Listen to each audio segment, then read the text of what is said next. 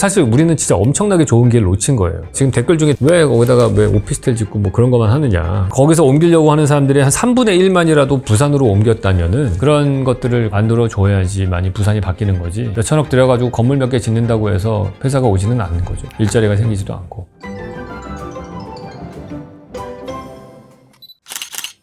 네, Q&A 이어서 토크하도록 하겠습니다.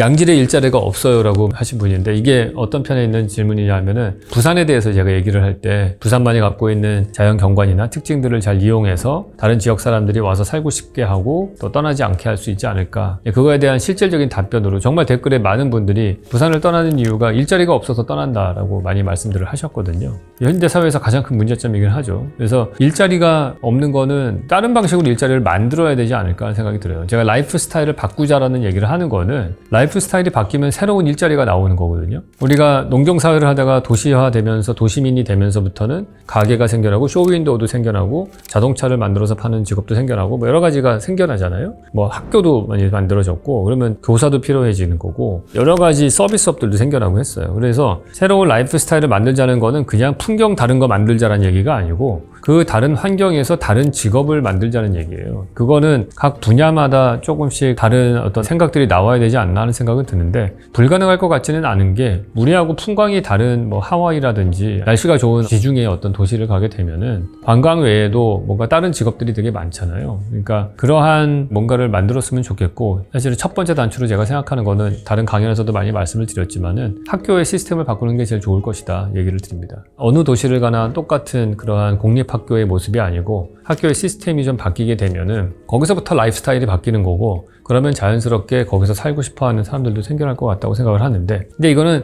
닭이 먼저냐 달걀이 먼저냐의 문제예요. 근데 이사 가고 싶어도 일자리가 없어서 못 간다고 말씀을 하시고 일자리가 없어서 못 가니까 또 일자리가 더 없어지고 딜레마인데 좀 여기서 이제 창의적인 머리를 굴려야 될 때가 아닌가 하는 생각을 들어요. 극단적으로 그런 생각도 해봤어요. 서울하고 부산이 초스피드로 연결되는 어떤 교통수단으로 뭐 30분 만에 왔다 갔다 할 수 있게 된다. 그렇게 되면은 부산이라고 하는 데는 컨디션이 어디랑 제일 비슷합니까? 홍콩이랑 싱가포르랑 제일 비슷하잖아요. 부산을 저는 제주 특활시라고 만들어 놨듯이 싱가포르나 아니면 홍콩 같은 금융의 허브를 만드는 게 저는 제일 좋지 않을까라는 생각이 들어요. 거기 아울러서 예술 같은 것들도 거기다 넣을 수 있겠죠. 그리고 여러분들이 그런 생각도 해보셨으면 좋겠어요. 전 부산 사람들이라면은 부산에 와서 사는 사람들이 왜 다른 지방에 있는 사람들만 와서 살아야 된다고 생각하는지 거기가 인구가 준다면 외국인들이 와서 살 수 있는 데를 만드셨으면 좋겠어요. 대한민국 인구가 5천만에서 줄잖아요. 싱가포르 요즘에 엄청나게 인구들이 모이거든요. 왜냐면 홍콩이 지금 중국한테 먹혔기 때문에 분위기가 완전히 진짜 옛날 홍콩이 아니거든요. 홍콩이 정말로 훌륭했던 이유는 뭡니까? 가장 동양적인 컨텍스트에 있는데 영국이라는 정치 시스템과 경제 시스템하고 거기에 있는 사람들은 아시아인들이고 거기서 만들어지는 하이브리드 때문에 홍콩이라고 하는 아주 유니크한 그런 라이프 스타일과 문화의 스타일이 나왔던 거예요. 그래서 7, 80년대 때 누구나 다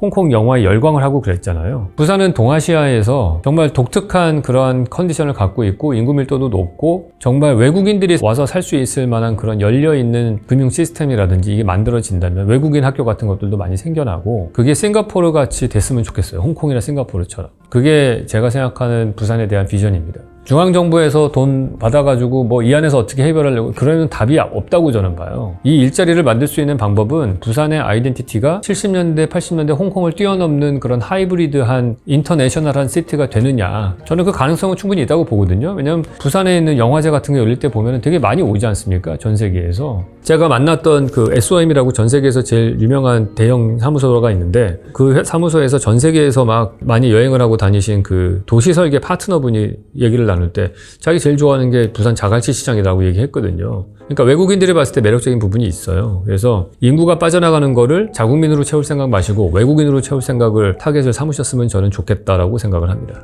되게 유명한 금융회사들이 홍콩에 베이스를 다 뒀는데 그게 다 싱가포르로 옮겼어요. 사실 우리는 진짜 엄청나게 좋은 기회를 놓친 거예요. 거기서 옮기려고 하는 사람들이 한 3분의 1만이라도 부산으로 옮겼다면은 부산 에코시티 같은 거 만든다고 하는데 거기다 그걸 공짜로 땅이라도 주던지 뭐 이래가지고 그런 거를 유치를 했더라면은 그럼 훨씬 더 다른 도시가 될 수 있지 않았을까. 지금 댓글 중에 되게 많은 비판을 하시는 게 왜 거기다가 왜 오피스텔 짓고 뭐 그런 것만 하느냐 그런 얘기 하시는데 그 제가 말씀드렸잖아요. 부산 한방공사가 갖고 있는 땅에다가 그냥 과감하게 HSBC 빌딩 같은 것들 있잖아요. 홍콩 상하이뱅크 같은 거. 그런 거 지으라고 땅도 좀 주고 특혜를 주세요. 뭐 세금 혜택 같은 것도 주고. 그러면 엄청난 금융회사들이 몇 개만 오더라도 얘기가 완전히 달라질 것 같아요. 제가 볼 때는.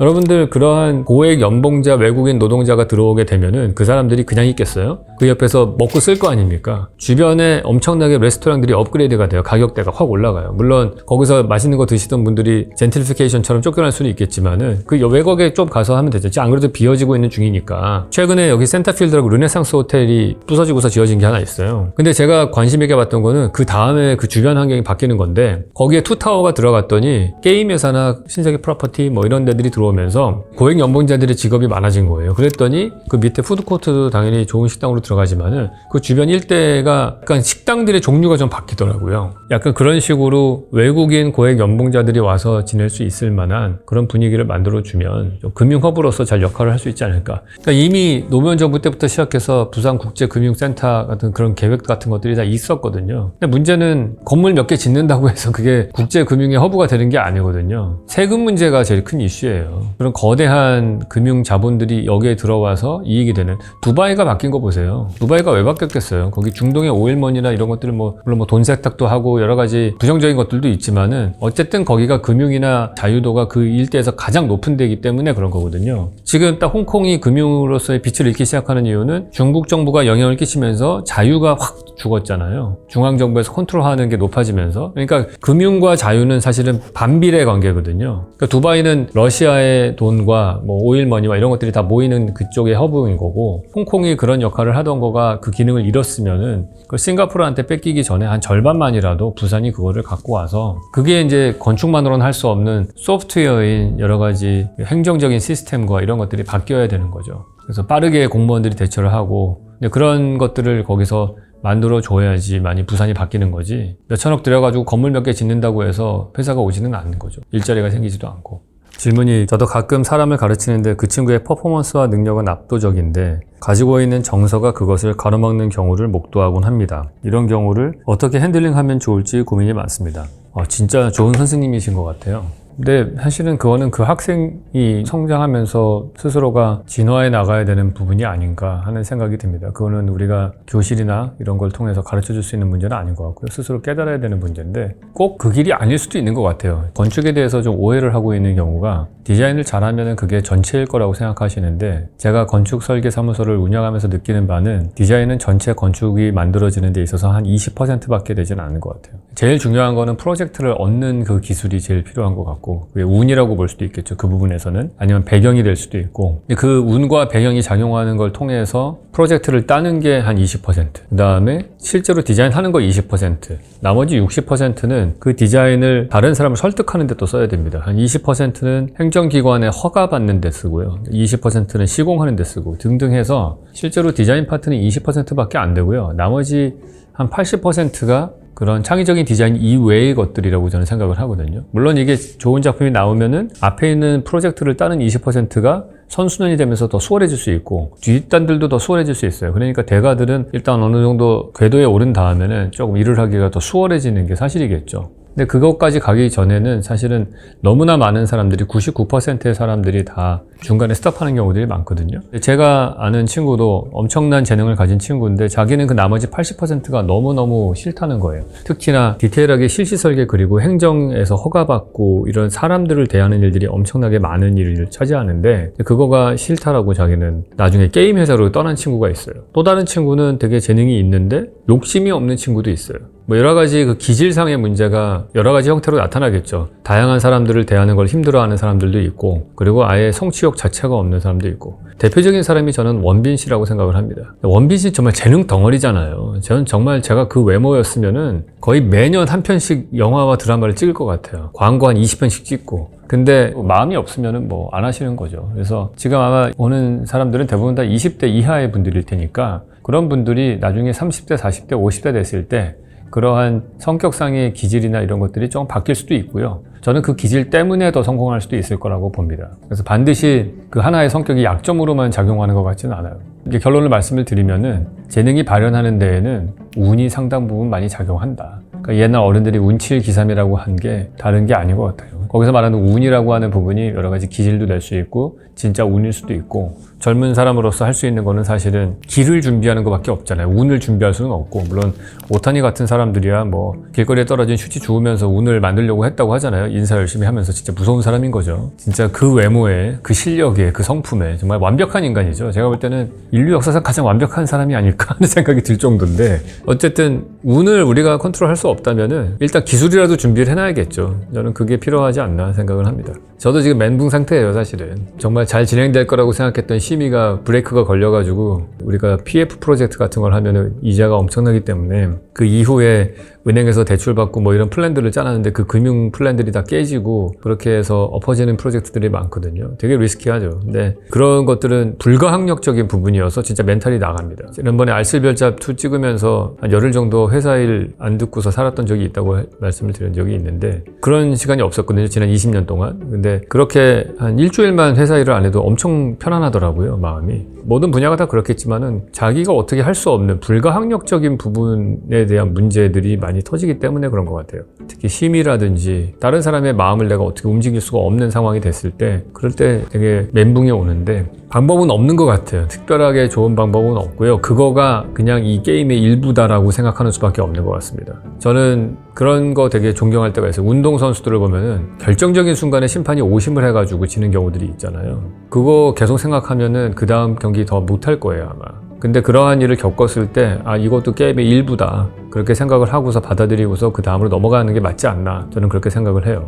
물론 그 과정에서 경험이 쌓이는 것 같기는 해요. 아, 다음에 내가 이런 비슷한 일이 겪었을 때 이렇게 미리 대처하면 더 효율적으로 갈 수 있겠다. 그게 결국엔 연륜이고 지혜가 아닌가 하는 생각이 들거든요. 인생이라는 것 자체가 뭐 계획대로 된 것들도 없고, 내가 할 수 있는 것에 집중을 하는 것이 더 낫지 않나 하는 생각이 들어요. 저는 이제 어쨌든 운영자 입장에서 보면은, 저는 감독이잖아요. 선수가 아니고. 물론 제가 디자인에 참여를 하고 하는 것들은 선수라고도 할 수 있겠지만은, 모든 사람이 완벽할 수는 없는 거거든요. 누구는 재능이 군데 정서가 너무 떨어지고, 누구는 인성과 팀워크는 좋은데 실력은 좀 떨어지고, 그럼 그거에 맞는 프로젝트에 맞는 포지션에 넣어야 되는 거예요. 그러니까 수비를 잘하는 사람을 센터 포워드에 넣고서 골 결정력이 없다라고 나무랄 수는 없잖아요. 일단 저희 직원으로 들어오면, 물론 당연히 직원으로 오기 전에 성품과 그 재능을 둘 다 봅니다. 그래서 커뮤니케이션 스킬 되게 중요하게 생각을 해요. 왜냐하면 당연히 건축이라는 게 너무나 많은 커뮤니케이션을 하면서 해야 되는 일이기 때문에, 그래서 커뮤니케이션 스킬 되게 중요하게 생각하고, 디자인 재능도 되게 많이 봅니다. 근데 뽑아서 봤더니, 일을 시켜보니까 다 일장일단이 있잖아요. 그러면은 그 친구에게 제일 맞는 포지션에 넣으려고 노력을 합니다. 어떤 친구는 대형 프로젝트에 맞는 경우들이 있고, 어떤 친구는 소형 프로젝트에 디테일한 게 맞는 경우가 있고, 누구는 혼자서 일하는 게 좋은 사람이 있고, 누구는 큰 프로젝트의 리더로서 역할을 하는 걸 좋아하는 친구들이 있고, 다 역할이 조금씩 다른 것 같아요. 저희 직원이 한 30명 정도라면 30명 정도의 사람들이 최적의 포지셔닝의 자리를 잡게끔 계속해서 고민을 하는 거죠. 그래서 30명 갖고서 한 100명 정도의 효율성을 가져올 수도 있을 거라고 보고, 30명으로 5명이 효율적으로 일을 하는 회사도 있을 거라고 보거든요. 그래서 그게 결국에 리더의 역할이 아닌가 생각을 해요. 2025년 3월부터 집을 지으려고 생각하고 있습니다. 한옥을 좋아해서 흙벽돌과 나무를 주재료로 생태와 친환경적인 집을 짓고 싶은데요. 견고성과 실용성을 생각할 때 어떻게 하는 것이 좋을지 고민하게 됩니다. 저는 사실은 이쪽 전문가가 아니어서 섣불리 어떻다라고 말씀드릴 수는 없는 것 같아요. 근데 아무래도 구조는 흙벽돌과 나무로만 하시면 되게 단열을 많이 신경 쓰셔야 될 것 같아요. 그리고 차음 같은 것들, 소리를 차단하는 것. 우리가 생각하는 한옥들은 좋은 자연 환경에 있는 것들이 대부분이고, 도심 속에 있는 경우는 별로 없죠. 그래서 단열과 소리의 차음 같은 경우는 대부분 다 창틀이 결정을 하는데, 이제 창틀을 한옥식으로 했을 때 그게 약간의 어려움이 좀 있으실 것 같아요. 그 부분을 좀 신경을 많이 쓰시면 좋을 것 같다라는 생각이 듭니다. 유튜브 채널에서 여러 번 얘기를 했지만, 한옥의 진정한 가치는 이제 1층으로 지어졌을 때 나타나는데, 2층으로 지어진 한옥들도 최근에 있죠. 한옥을 좋아하는 이유가 다 여러 가지가 있거든요. 제가 아는 분은 2층짜리 한옥을 지어서 사시는데 뭐가 좋으냐고 했더니 그 크래프트맨십이 좋다고 그러더라고요. 손으로 나무를 깎아가지고 하나하나 한 것들을 이렇게 쳐다보고 있으면은 그게 하나의 수공예품 같은 느낌이 들잖아요. 그래서 되게 좋아하시는 분들이 있는데, 저는 개인적으로 21세기 한옥을 짓는 거는 왜 그렇게 짓는지 잘 이해가 안 간다고 저는 생각을 해요. 21세기에 맞는 새로운 건축을 하는 게 맞지 않나 하는 생각이 들어서, 저희 사무실에서는 한옥을 하지 않는데 그거는 약간 전문 분야가 좀 다르게 돼 있는 것 같아요. 개인 취향도 되게 다르고 일본에도 가서 보시면 아직도 기모노 입고 다니시는 분들이 있잖아요. 다들 이렇게 양장 입고 다니실 때에도 약간 그런 거니까 그래서 그렇게 시장이 크지는 않은 것 같다는 생각은 들어요. 제가 유튜브에서 말했듯이 나무로 주재료로 건물을 짓는 게 사실 가장 친환경적이에요. 나무 자체가 탄소를 흡수한 덩어리니까 지구상의 탄소를 줄이는 데 있어서는 목구조로 건축을 하는 것만큼 좋은 친환경적인 시스템은 없죠. 근데 여기서 말하는 친환경이라는 게 뭐 탄소 배출 빼고서 에너지 소비라든지 이런 거 면에서 본다면은 저는 오히려 단열과 태양광 발전기 많이 달린 그러한 패시브 하우스 같은 경우 자연환기가 잘 되게 요즘에 디자인된 집들 이런 거가 또 더 친환경적이라고 할 수 있겠죠. 친환경의 의미가 너무 다르잖아요. 누구는 탄소 배출을 줄이는 것, 누구는 유지관리가 에너지 소비를 줄이는 것, 누구는 건강에 좋은 것, 뭐 황토방이 친환경적이라고 말씀하시는 분이 있으니까 저희 집 중에 쌍달리 하우스라고 있거든요. 그게 딱 그런 케이스였어요. 그래서 그 건강을 위해서 안방 부분은 다 황토방으로 만들고 밑에서 아궁이에서 불 때는 시스템을 해달라고 했거든요. 그 온돌 옛날 전통 방식으로. 그래서 안방 파트가 그렇게 딱 만들어져 있습니다. 그러니까 친환경의 정의가 케이스 바이 케이스인 것 같아요. 자, 집을 지을 때 자연환기가 얼마나 중요한 역할을 하는지가 궁금합니다. 예를 들어 창문이 아닌 지붕 아래쪽에 구멍이 뚫려 있는 집들도 있는데 그다지 큰 구멍도 아닌데 그게 제 역할을 하는 게 맞는지 판넬 구조 같은 경우엔 따로 환풍기로 강제 환기를 할 망정 그런 거마저 자연환기를 할 수 있는 구멍이 필요한지 자연환기라는 게 현대건축에 필요한 건지 이게 궁금합니다. 필요한 부분이거든요. 그러니까 여기서 말씀하시는 게 판넬 구조 같은 경우라는 게 어떤 걸 말씀하시는 건지는 잘 모르겠는데 보통 이렇게 지붕 보시면은 어떤 거냐면요. 지붕 바로 밑에 이렇게 살짝씩 틈이 있어요. 그리고 거기에는 벌레가 들어가면 안 되니까 방충망 같은 걸로 막혀 있는 경우들이 있고 그러거든요. 뭐 다른 시스템적으로 그러니까 만들어 놓은 그릴 같이 된 것들도 있고 한데 그게 사실 되게 필요합니다. 첫 번째로 필요한 이유 중에 하나는 그 지붕의 스트럭처가 어떻게 만들어져 있느냐가 되게 중요해요. 그래서 그 빈 공간이 있는 경우들이 있거든요. 그럼 여름철에 거기가 엄청나게 뜨거워지거든요. 햇빛 받으면은. 그러면 거기에 약간의 바람만 통하더라도 그 열기가 바깥으로 많이 빠져나가서 열 효율이 엄청나게 좋아져요. 그리고 또 하나 문제가 거기 습기가 차는 문제가 있어요. 공간이 있으면은 거기에 결로가 생기던 습기가 찰 거 아닙니까? 그러면은 그 물이 빠질 수 있는 구멍이 필요한 거예요. 근데 그게 물이 줄줄 빠지는 게 아니고 이제 바람만 통하면은 그게 마르거든요. 특히 나무로 지어진 집들을 보시면은 그 밑에 보시면 살짝 떠 있어요. 글로 공기가 바람이 들어가야지 나무 판재하고 그 안쪽에 있는 방수층하고 사이에 습기를 빼낼 수 있는 공기 통로, 숨통을 틔워줘야 되는 거예요. 그런 것들이 꼭 필요하고 되게 생각보다 엄청나게 효율적이에요. 그리고 미국의 집들을 지을 때 보통 목조로 건물을 짓는데 여름철에 되게 덥거든요. 근데 거기다가 맨 위에다가 그 구멍을 뚫어가지고 그 열기만 빼줘도 아마 에어컨 소비량이 한 절반으로 줄 거예요. 제가 봤던 것 중에 지구를 살리는 뭐 10가지 기술인가? 뭐 그런 거에 그 중에 하나가 천장에 매단 선풍기였어요. 별거 아닌 것 같잖아요. 그 크게 천천히 돌아가는 바람개비 같은 거 하나 있잖아요. 천장에. 근데 그게 대류를 활성화시켜가지고 열기가 난방했을 때도 골고루 난방이 되고 냉방했을 때도 골고루 냉방되고 쿨링에 엄청난 효과가 있대요. 그게. 그래서 웬만한 에어컨보다 효과적이라고 하더라고요. 그래서 약한 미세한 바람이 여러분이 생각하시는 것보다는 훨씬 더 큰 효과를 가져오거든요. 그래서 자연환기가 되게 중요합니다. 여러분들 궁금하시면은 저런 것도 한번 보시면 좋을 것 같아요. 이렇게 벽돌로 된 건물들 보시면은 맨 밑에 요만큼 조그만하게 진짜 손톱만하게 구멍 뚫린 것들이 있어요. 그 위폴이라고 해서 벽돌을 모르타르로 이렇게 쌓아도 물이 어디론가 들어가거든요. 그러면 그게 흘러내려서 이 구멍으로 빠져나올 수 있게 하는 그런 게 있어요. 그래서 항상 뭔가 여지를 좀 남겨놔야 돼요. 인차라고 하는 것도 보시면은 끊임없이 에너지가 들어오고 나가고 하잖아요. 클로즈 시스템이라고 해서 완벽하게 닫혀져 있는 시스템이 있을 수가 없는 거거든요. 그것들을 경험에 의해서 숨구멍들도 다 만들어 놓은 거기 때문에 그게 다 필요합니다.